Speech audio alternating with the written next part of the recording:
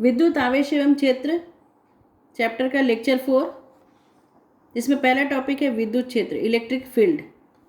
किसी आवेश के आसपास का वह क्षेत्र जहाँ तक उसका प्रभाव होता है विद्युत क्षेत्र कहलाता है। जहाँ तक उसका प्रभाव होता है, इसको कैसे समझेंगे?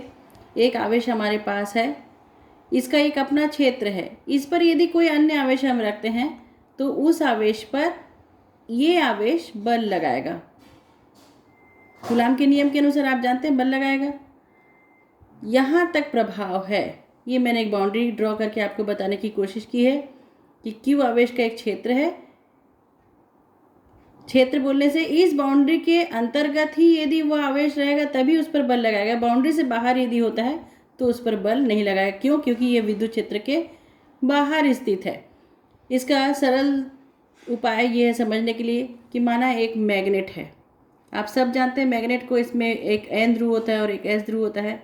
ये क्या करता है? लोहे के कील को अपनी ओर आकर्षित करता है। तो आप ये जानते हैं कि यह आकर्षण एक निश्चित दूरी तक होता है। आप यदि क्लासरूम में एक टेबल के ऊपर में एक चुंबक को और एक लोहे की कील को रखें तो थोड़े दूर तक ले जाने से ये इसको आकर्षित करता है, परंतु आप उसको टेबल से बाहर ले जाएं या एक टेबल के अंतर्गत ही कहीं एक दूरी तक के बाद वो उसको आकर्षित नहीं करता है, क्योंकि उसके पास क्षेत्र उतना तेज प्रबल नहीं होता कि उतने दूर तक भी ये इसको, तो इसका एक अपना प्रभाव क्षेत्र होता है। जहाँ तक ये लोहे की कील को आकर्षित करेगा उसके बाहर जाएगा तो कील को आकर्षित नहीं करता। सिमिलरली ऐसे ही विद्युत क्षेत्र, ये आवेश ने इस विद्युत क्षेत्र को उत्पन्न किया है यहाँ पर देखने के लिए कि इसका प्रभाव है कि नहीं।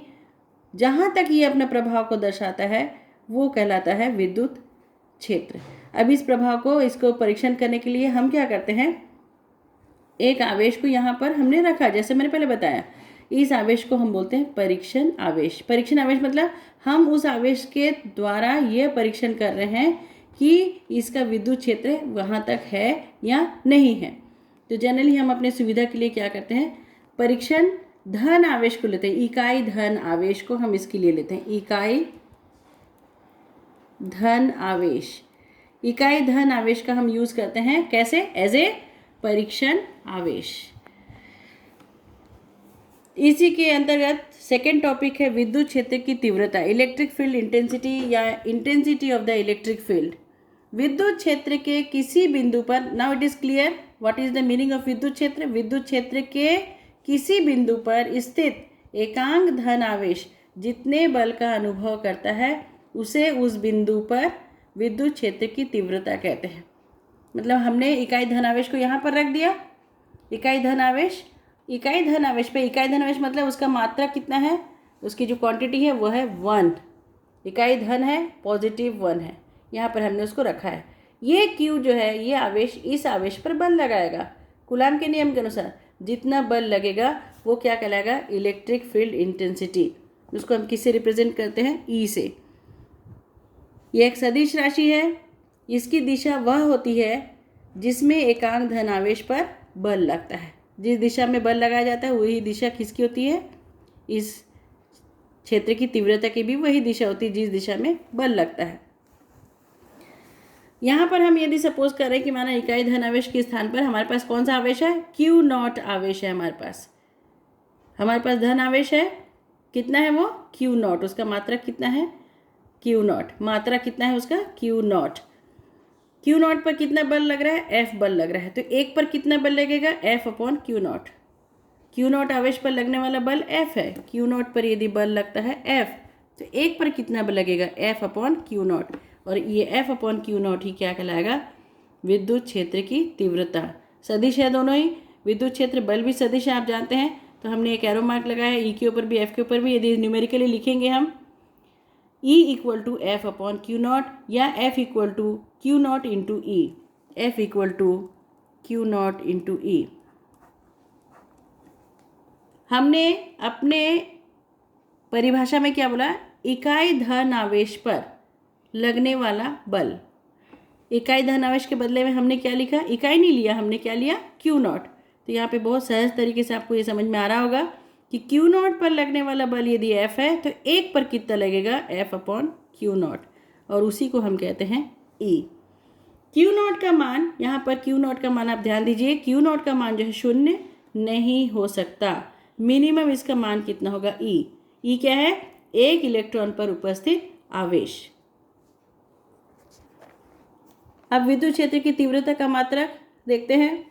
हमें फॉर्मूला मालूम है, is equals to F upon Q naught. SI system यदि बात करते हैं, एफ का एसआई सिस्टम है न्यूटन, क्यू का एसआई सिस्टम है कूलम, तो न्यूटन पर कूलम ये एसआई यूनिट है। इसी प्रकार सीजीएस यूनिट क्या होगा, ई इक्वल टू न्यूटन के बदले में यहाँ हो जाएगा डाइन बल का मात्रक, और कूलम के बदले में यहाँ पर हो जाएगा स्टेट कूलम, तो डाइन पर स्टेट कूलम सीजीएस यूनिट है। नेक्स्ट आ जाते हैं टॉपिक पर, बिंदु आवेश के कारण विद्युत क्षेत्र की तीव्रता। बिंदु आवेश के कारण हमने क्या किया, एक आवेश ले लिया जो कि ओ बिंदु पर स्थित है। आवेश कितना है यहाँ पर, ओ बिंदु पर कितना आवेश उपस्थित है, प्लस क्यू, और इससे आर दूरी पर परीक्षण धन आवेश उत्पन्न है, उपस्थित है क्यू नॉट बिंदु पी पर। ओ और पी के बीच का डिस्टेंस क्या है, आर है। ओ पर कितना चार्ज रखा हुआ है, प्लस क्यू। हमारे पास पी क्या है, पी पर हमने परीक्षण आवेश रखा हुआ है क्यू नॉट। इस पर ये क्यू नॉट पर कितना बल लगाता है, ये हम निकालने जा रहे हैं कूलम के नियम के अनुसार। ध्यान देने योग्य बात है कि विद्युत क्षेत्र की तीव्रता की दिशा कौन सी होगी, देखिए आप, जिस दिशा में बल लगता है ओ से पी की ओर ई की दिशा होगी, यहाँ पर दर्शाया गया है। तो कूलम के नियम के अनुसार क्या होगा, आवेश क्यू के कारण क्यू नॉट पर लगने वाला बल F इक्वल टू, हम जानते हैं आप इस फॉर्मूले को, 1/4πε0 q not upon R square.